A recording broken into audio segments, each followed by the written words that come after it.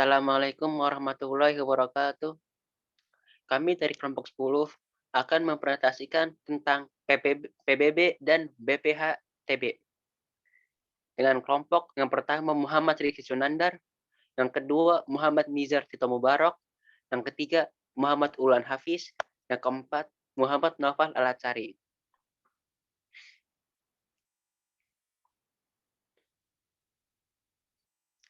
Yang pertama, pengertian pajak bumi dan bangunan. Pajak bumi dan bangunan atau yang disingkat PBB adalah pajak yang ditangguhkan atas tanah dan bangunan.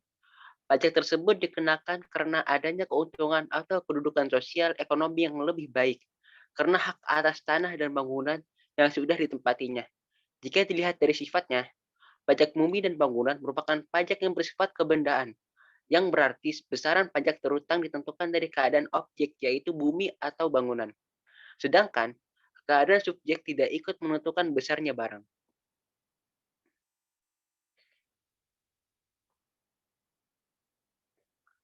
Dasar hukum pajak bumi dan bangunan.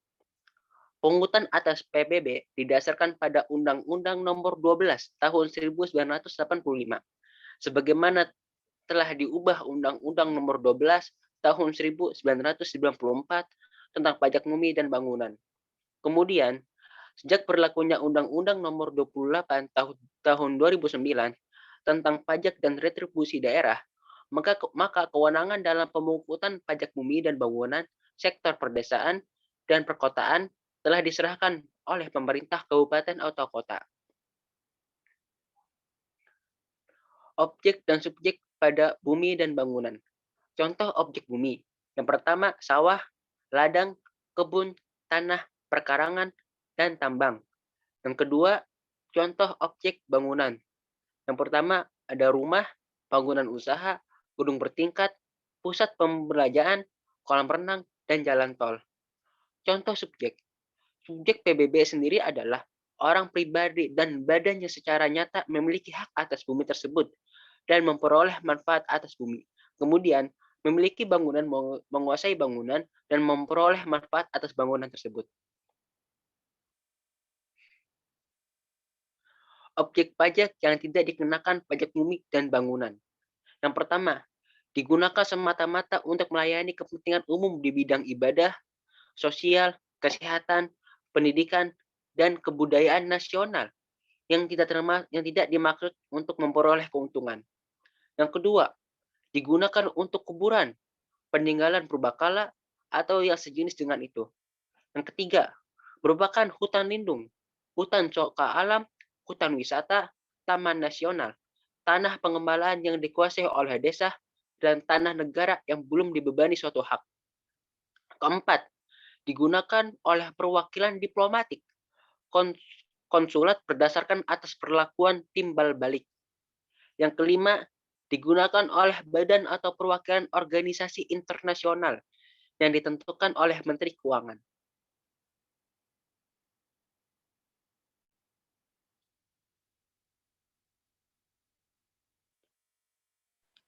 Selanjutnya membahas mengenai nilai jual objek pajak tidak kena pajak atau disingkat NJOPTKP.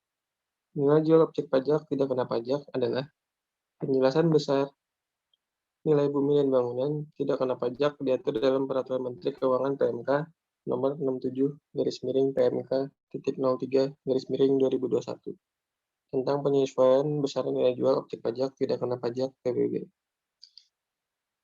Nilai jual objek pajak tidak kena pajak adalah batas nilai jual objek pajak yang tidak kena pajak. Artinya, untuk mengetahui berapa besar PBB terlebih dahulu harus dikurangi dengan NJO PTKP terlebih dahulu. Besar NJO PTKP terbaru diatur dalam PMK nomor 23-PMK.03-2014 tentang penyesuaian besar nilai jual objek pajak tidak kena pajak bumi dan bangunan. Dalam belit ini, berlaku hingga sekarang bahwa besarnya NJO PTKP ditetapkan sebesar 12 juta rupiah.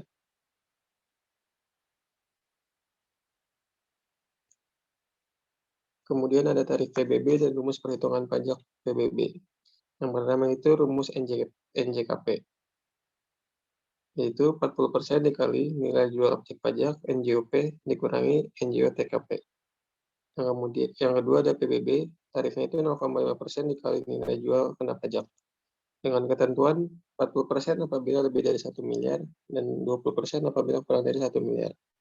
NJO PTKP sama dengan 12 juta rupiah, atau dengan kata lain, nilai PBB 0,5% dikali 40% dikali NJKP.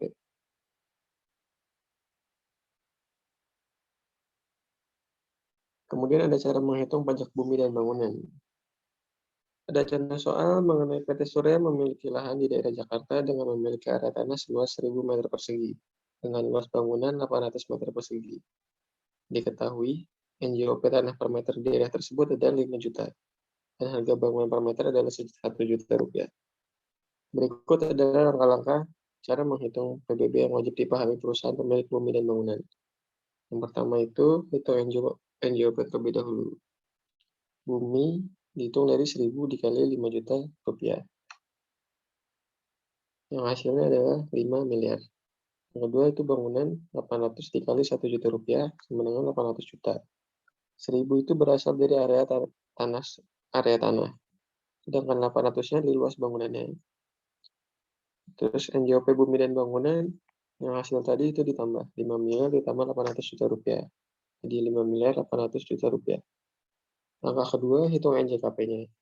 Rumusnya itu 40% dikali 5 miliar 800 juta rupiah dikurangi 12 juta yang tadi. Sama dengan 2 miliar 315 200 ribu rupiah. Langkah ketiga itu hitung PBB-nya. Itu 0,5% dikali 2 miliar 315 juta 200 ribu rupiah. Yang hasilnya 11 juta 576 juta 11 juta 576 ribu rupiah. Maka setiap tahunnya PT Surya harus membayar PBB sebesar 11 juta 576 ribu rupiah.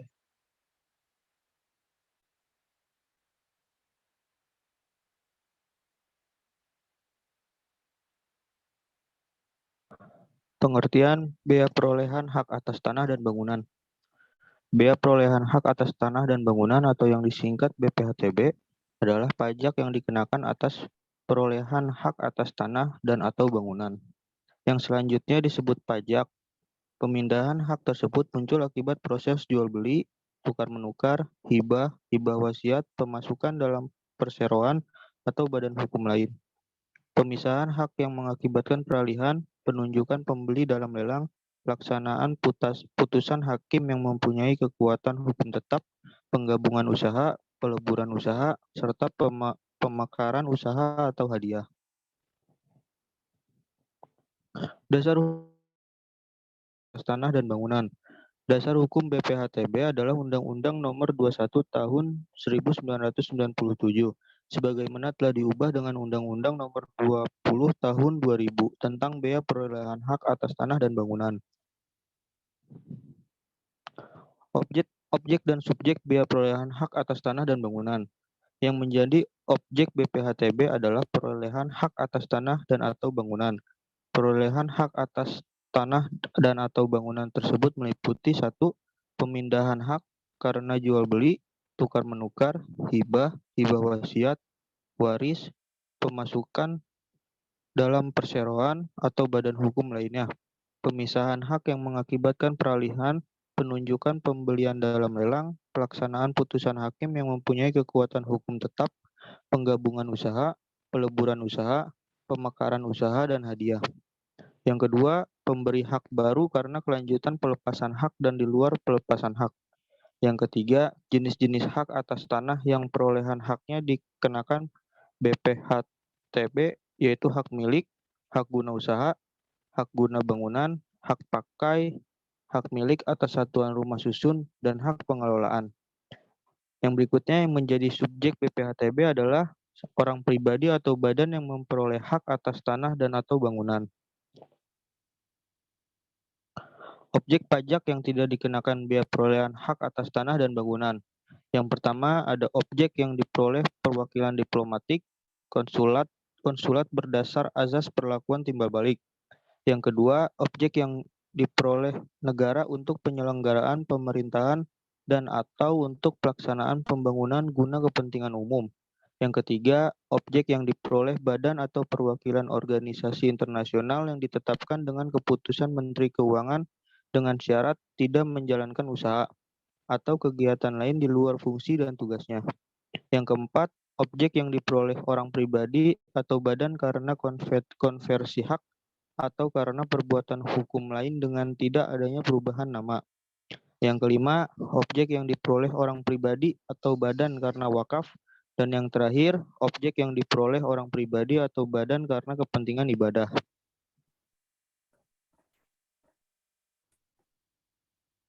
Kemudian ada tarif BPHTB dan subjek yang dikenakan. BPHTB dikenakan kepada seorang individu atau badan karena mendapatkan hak atas tanah atau bangunan secara hukum. Peraturan mengenai BPHTB terlampir dalam Undang-Undang Nomor 28 Tahun 2009 tentang pajak daerah dan retribusi daerah, dengan pemerintah daerah, kabupaten, atau kota sebagai pihak yang memiliki hak untuk melakukan pemungutan. Cara menghitung BPHTB sangat bergantung pada tarif yang telah ditentukan, yaitu 5% dari harga jual rumah, tanah, atau bangunan yang dikurangi dengan nilai perolehan objek pajak tidak kena pajak atau disingkat NPOP-TKP. Namun, perlu diketahui bahwa BPHTB bukanlah pajak karena frekuensi pembayaran bea terutang dapat dilakukan secara insidental atau berkali-kali, atau tidak terikat waktu. Sementara itu, pajak harus dibayar sesuai dengan waktu yang sudah ditentukan. Cara menghitung bea perolehan hak atas tanah dan bangunan atau BPHTB. Di sini ada contoh, si Ali ingin membeli sebidang tanah di Jakarta dengan luas tanah 1.000 meter persegi kepada Pak Ari dengan kesepakatan harga yaitu 2 juta per meter. Nilai jual objek pajak atau NJOP tanah tersebut adalah 1.000 meter, 1 juta per meter. Diketahui NJOP TKP Jakarta adalah 80 juta. Hitung nilai BPHTB tanah tersebut. Tarif pajak 5% dikali dasar pengenaan pajak yaitu NPOP dikurang NPOP TKP. NPOP adalah nilai perolehan objek pajak dan NPOP TKP adalah nilai perolehan objek pajak tidak kena pajak. Menghitung nilai, lalu kemudian kita hitung nilai NPOP-nya. Sebidang tanah kosong di Jakarta 1.000 meter persegi dengan nilai jual objek pajaknya 1 juta per meter. Kemudian NJOP TKP Jakartanya 80 juta, harga kesepakatan antara penjual dan pembeli 2 juta per meter, maka nilai perolehan objek pajaknya atau nilai transaksinya itu luas tanah 1.000 meter dikali kesepakatan 2 juta, maka hasilnya 2 miliar. Kemudian kita hitung PPH dan BPHTB-nya. Untuk PPH-nya 5% dikali NPOP, yaitu 5% dikali 2 miliar sama dengan 100 juta. Kemudian untuk BPHTB-nya 5% dikali NPOP dikurang NPOP TKP, yaitu 5% dikali 2 miliar dikurang NPOP TKP-nya 80 juta. Maka hasilnya 96 juta. Catatan, nilai NPOP TKP di masing-masing wilayah berbeda. Nilai paling rendah yang telah ditetapkan oleh Undang-Undang Nomor 28 Tahun 2009 Pasal 87 Ayat 4 adalah 60 juta untuk setiap wajib pajak. Namun apabila rumah, tanah, atau bangunan berasal dari hibah wasiat atau waris yang diterima orang pribadi dengan masih adanya hubungan keluarga, saudara dalam garis keturunan lurus 1 derajat ke bawah, termasuk istri, maka NPOP TKP paling rendah ditetapkan sebesar 300 juta. Sekian dari kelompok kami, mungkin bermanfaat untuk semuanya. Wassalamualaikum warahmatullahi wabarakatuh.